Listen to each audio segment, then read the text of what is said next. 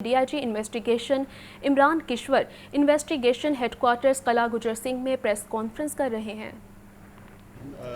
بہت دن رات محنت کر کے انتھک محنت کر کے اس کیس کو ٹریس کیا۔ اس میں 6 ملزمان جو ہیں وہ گرفتار کیے جا چکے ہیں۔ جو ڈیٹیل ابھی میں آپ سے شیئر کرتا ہوں کہ کس طرح سے ہم نے یہ انرتھ کیا، ایک انسیڈنٹ جو ہے وہ ایویڈنسز کیسے پک کیے گئے۔ جو 6 ملزمان گرفتار ہوئے ہیں اس میں سجاول، ابرار، عبداللہ، احتشام، محبوب اور ایان یہ ملزمان شامل ہیں، اور عمر اس میں ایک 7واں ملزم ہے جو کہ ابھی ان اریسٹڈ ہے۔ یہ 7 ٹوٹل ملزمان تھے۔ یہ مکسچر آف ہیومن انٹیلیجنس اور ٹیکنیکل لیڈ، یہ دونوں کی مدد سے الحمدللہ اس کیس کو ٹریس کیا ہے۔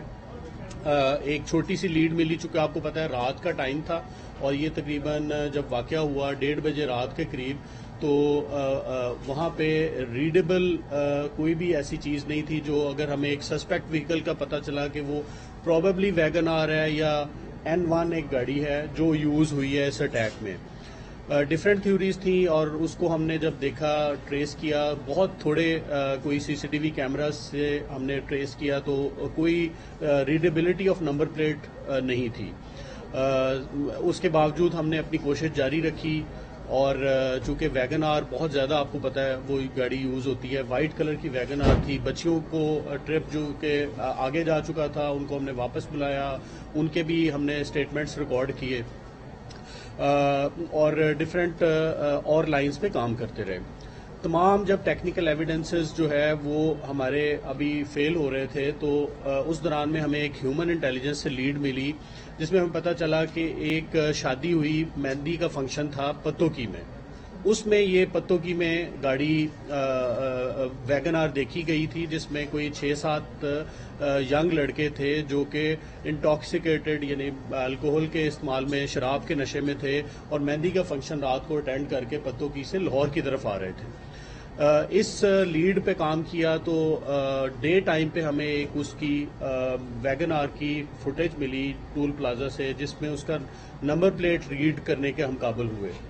جب اس کی نمبر پلیٹ ریڈ ہوئی، رجسٹریشن نمبر، تو اس سے ہم نے اس کی ملکیت گاڑی کی دیکھی، اور اس گاڑی ایک رینٹڈ گاڑی تھی، رینٹ کار کی گاڑی تھی، اور اس کا پھر ہم نے پتہ کیا تو وہ رینٹ کار پہ جو لوگ اس کو اس رات استعمال کرنے کے لیے لے کے گئے تھے ان کی ڈیٹیلز حاصل کی۔